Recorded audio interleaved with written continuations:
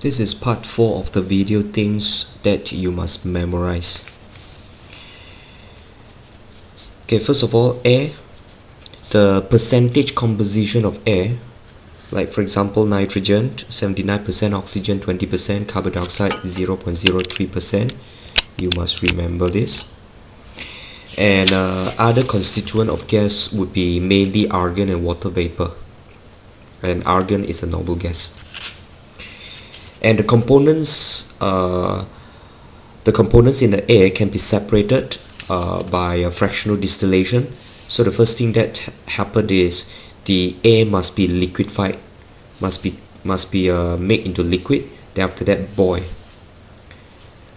Then the component that has the lowest boiling point will get distilled first, and the component of gas that has the lowest boiling point in air is nitrogen. The air pollutants, first of all, carbon monoxide. So the properties of carbon monoxide, you must remember: colorless, odorless. How is carbon monoxide produced? Produced by incomplete combustion of fossil fuel. And then the effect of carbon monoxide to us. So what does it do to when it enters our body? So first thing is it will combine with hemoglobin of the red blood cell. Then it will make the blood unable to transport oxygen to the body cell, because the function of hemoglobin is actually to combine with oxygen and then transport the oxygen to our red blood cell. So if carbon monoxide get into our the air that we breathe in, the carbon monoxide will combine with hemoglobin instead. So hemoglobin would not be able to transport oxygen to the rest of our body cells. And then the symptom of carbon monoxide poisoning: fatigue, headache, breathing difficulty. The second pollutant is oxides of nitrogen. Now, oxides of nitrogen refer to nitrogen monoxide or nitric oxide and nitrogen dioxide. And these oxides of nitrogen is produced by lightning as well as the car engine. Now, one thing to take note is that nitrogen dioxide or nitrogen monoxide is produced at very high temperature. So what happened is at the very high temperature, for example in the car engine, nitrogen combined with oxygen to form nitrogen dioxide, and nitrogen combined with oxygen to form nitrogen monoxide as well. So there are two possibilities here. Okay, so always remember that oxides of nitrogen only produced at very high temperature. For example, would be in the car engine. And then the next air pollutant is sulfur dioxide. Sulfur dioxide, the properties you need to remember, as well as how is it being produced: volcano eruption or combustion of fossil fuel. And both of these pollutants, sulfur dioxide and oxides of nitrogen, they would cause irritation of eyes and lungs, and they would cause acid rain. Now take note that NO, nitrogen monoxide, doesn't cause acid rain. Only nitrogen dioxide and sulfur dioxide causes acid rain. Okay. The next pollutant is methane. Methane is produced by the decay of plants and animals, and it causes global warming, the rise of temperature of the earth. Next page would be acid rain. So you need to know the pH of the acid rain, 4 or below. Unpolluted rainwater has pH slightly less than 7. So even though if the place has totally no pollution, still the pH of the rainwater would be less than 7. That means it's acidic. It is because of the presence of carbon dioxide. Because when carbon dioxide dissolves in water, it will form a weak acid. So rainwater, normal rainwater, unpolluted in a unpolluted area, the rainwater, the pH would be slightly less than 7 as well, because of the presence of carbon dioxide. Okay, acid rain, how is it being formed? When acidic air pollutants such as sulfur dioxide and nitrogen dioxide dissolve in the rainwater. And then the effects or or the causes of acid rain, the effects of acid rain: corrode steel or the limestone building, leach nutrients from the soil, reduce pH for pond or the lake water. So this part you have to remember as well. Okay, the rest of the page is not in the syllabus. Now the next part would be on organic chemistry. So organic chemistry, first thing is you need to know what is the definition of hydrocarbon: compounds containing carbon and hydrogen only. Okay, then you need to know the definition of homologous series. Okay, definitions of homologous series, as well as the definition for functional group. And homologous series, the example of homologous series would be all this: alkanes, alkenes, alcohols, carboxylic acid. And functional group, the example alkanes. Alkanes doesn't have any functional group. Alkenes, carbon double bond is the functional group. The alcohol, the functional group is OH, or the hydroxyl group. Carboxylic acid, the functional group is the carboxyl group, or COOH. Take note that the C and the O, this one is double bond.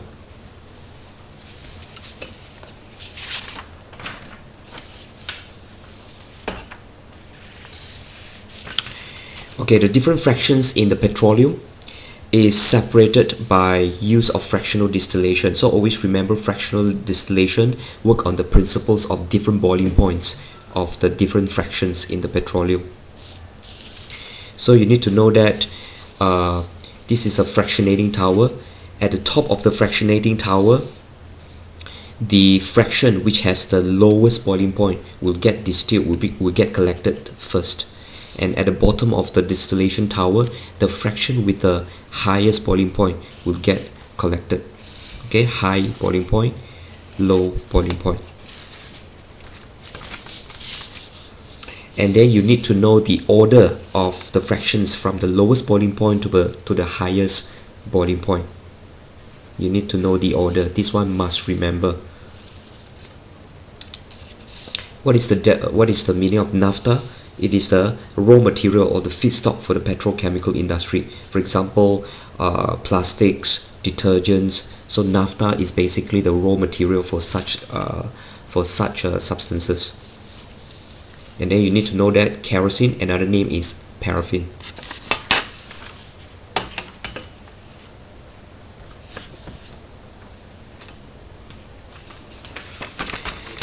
Okay, next one, you need to know what is biogas. Gas produced when animals or plants waste is allowed to decay in the absence of oxygen. And this biogas contains 50% methane.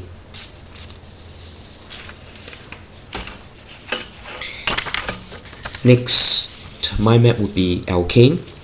So for alkane, you need to know that it is a saturated hydrocarbon. Okay, and its general formula, must remember this: CnH2n plus 2, the general formula.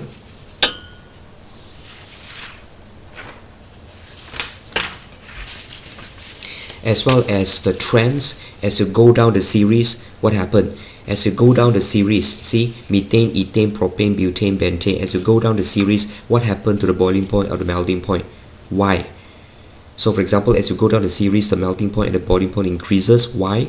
Because as you go down the series, molecular size increases, intermolecular forces increases, more energy needed to overcome the forces, and hence the boiling point or the melting point increases. So you must be able to explain why. Likewise for viscosity, also as you go down the series, viscosity increases. Why? Also as you go down the series, flame, I mean, it is actually less flammable, and then the flame is sootier. That means more black smoke. Why? Because molecular size increases, higher percentage of carbon. So if the carbon percentage is higher, it would be less flammable and the flame would be sootier. Combustion. So these are the chemical reactions. So chemical reactions for alkane, you need to know combustion, substitution reaction, and cracking. And the conditions for substitution reaction you must know. Conditions is that first of all, what is substitution reaction? Alkanes reacts with bromine or chlorine, and the condition is that it must be in the presence of UV light. So the condition of substitution reaction and what is substitution reaction, you must know. Combustion, complete combustion, what are the products? This one you should have learned it before. The products will be carbon dioxide and water vapor. In complete combustion, the products will be carbon monoxide and water vapor. Okay, so 3 reactions for alkane. And then for alkenes, same thing, you need to remember the general formula as well as the functional group. Just now for alkane, there is no functional group. For alkene, there is a carbon-carbon double bond as the functional group. And then alkene is unsaturated. So likewise, just like the alkane, you need to know the trend. As you go down the series, what happened? Okay, whether or not the boiling or melting point increases and why. And alkene, so alkene can be obtained from petroleum through cracking. And what is cracking? The definition for cracking, this part must memorize. The products of cracking. The products, there are 3 products: short chain alkenes, and hydrogen. What is short chain alkenes? These are the raw material for the petrochemical industry, just like the naphtha. Short chain alkenes would be, for example, is petrol. And then for this cracking reaction, what are the reaction conditions? Reaction condition is that it must have the catalyst aluminum oxide or silicon dioxide, and the temperature is 600 degrees Celsius. So reaction conditions must remember. And then for the reactions that alkene undergo, take note that just now cracking is actually a reaction that alkane undergo. Alkene doesn't go cracking. Alkene doesn't undergo cracking. Alkene is obtained from the cracking process. Alkene is obtained from the cracking process, and alkene is a reaction that alkane undergoes. So alkanes undergoes cracking, and then alkene is produced. Now is the reactions for alkene. Okay, reaction for alkene, first thing is combustion. Okay, just like alkane also undergo combustion, and then the products must remember. Second reactions for alkene is addition reaction. So addition reaction, you need to know what is it. Addition reaction, example is hydrogenation. What is hydrogenation? Alkene plus hydrogen, you get alkane. Okay, this is basically what hydrogenation is about. And then the application is making margarine from vegetable oil. When you add a lot of hydrogen to the vegetable oil, you need to know that margarine becomes more solid. So the first type of addition reaction is hydrogenation. The second type is bromination. So bromination, what is it? You add bromine to alkene, you get alkane. That is called bromination. And what is bromination for? It is used to test the presence of unsaturated hydrocarbon. That means it is used to differentiate between alkane and alkene. If bromine solution is added to alkene, what will happen? The reddish brown bromine solution would become colorless. When bromine solution is added to alkane, what will happen? The bromine solution would remain as reddish brown.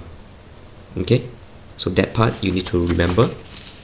If I'm speaking too fast, you can always replay this video. And then the third type of addition reaction is hydration. What is hydration? Addition of steam to alkene to form alcohol. And then the reaction conditions for hydration: 300 degrees Celsius, 60 atmosphere, phosphoric acid as a catalyst. And then finally, the reaction that alkene undergoes would be addition polymerization. What is addition polymerization? Like this. Reaction conditions like this. Now would be the advantages and disadvantages of plastic. Okay, must remember. And then similarities and the differences between alkane and alkene. So basically this is a summary of what I've just mentioned. Okay, fats and oil. What is fats? oil and then the differences.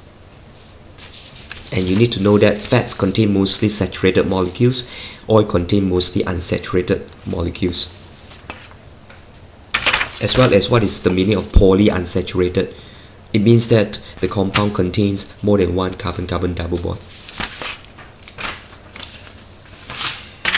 Alcohols and carboxylic acid, same thing, same with other homologous series. You have to remember the functional group, you have to remember the general formula, as well as the trend, the two reactions that alcohols undergo, as well as the products of the reaction.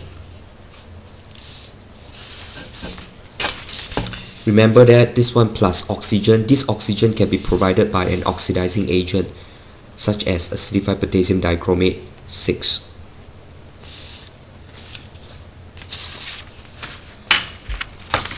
Okay, how is alcohol being produced? Either one of these two, hydration of ethene or fermentation of carbohydrates. Now, fermentation of carbohydrates, what is the definition of fermentation? Okay, the reactions, the chemical reactions must remember. And then when you produce the ethanol through fermentation, how do you separate the ethanol from the sugar solution? Through fractional distillation. And then for fermentation, what are the reaction conditions? Must remember.